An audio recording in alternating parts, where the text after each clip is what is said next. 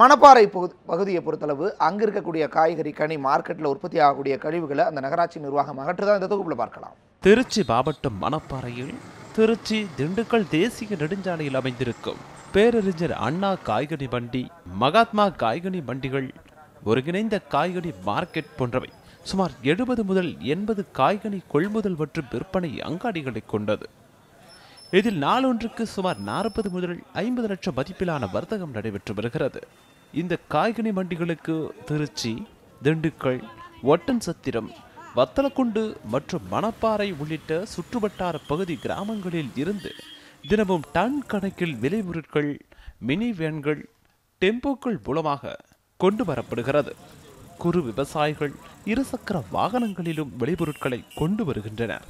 அப்படி இந்த காய்கனி மண்டிக்கு வருகின்ற பொருட்களில் ஏற்படும் கழிவுப் பொருட்களும், விற்பனையின்றி மிஞ்சும் காய்கனிகளும், விலையின்றியும் குப்பைகளாக கொட்டப்படும் காய்கனிகளும் கழிவுப் பொருட்களாக இங்கேயே மலை போல் தேங்கி கிடக்கின்றன. மாதக்கணக்கில் குவிக்கப்படும் குப்பைகளை அங்குள்ள கடைக்காரர்கள் தாங்களாகவே வசூல் செய்து வரும் தொகையினை கொண்டு அப்புறப்படுத்தி வருகிறார்கள். ஒரு நாளைக்கு இந்த மார்க்கெட்டில் 1000 பேர் கூடக்கூடிய இடம். இங்கே வர்ற கழிவு குப்பையெல்லாம் இங்கேயே கொட்டுறோம்.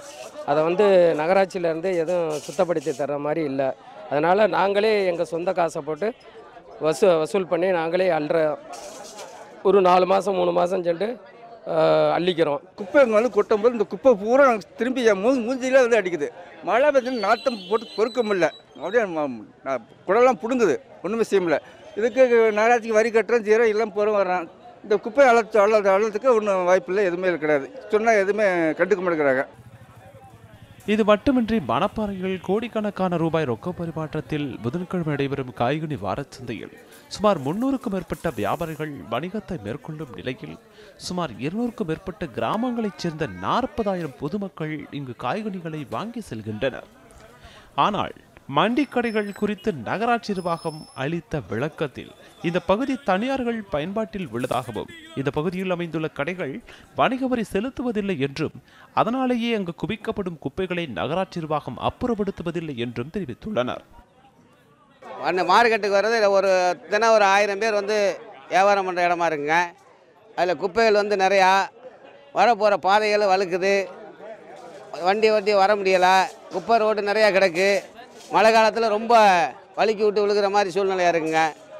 குப்பையை சுத்தம் பண்ணி கொடுக்க நல்லது. இங்கே மணப்பாறையில் மார்க்கெட்டில் குப்பை நகராட்சியிலேருந்து இது வரலையும் அள்ளுறதில்லை. நாங்களே சொந்தமாக அள்ளிக்கிட்டு இருக்கோம். அதை முறையாக நகராட்சியில் அள்ளி கொடுத்தாங்கன்னா எங்களுக்கு கொஞ்சம் நல்லா இருக்கும். நகராட்சி இப்படியான காரணங்களை சொல்லாமல் சுத்தப்படுத்தி சந்தையின் சுகாதாரத்தை பேணி காக்க வேண்டும் என்று வியாபாரிகளும் வாடிக்கையாளர்களும் கோரிக்கை விடுத்துள்ளனர். ராஜசேகர், நியூஸ் 7 தமிழ், மணப்பாறை.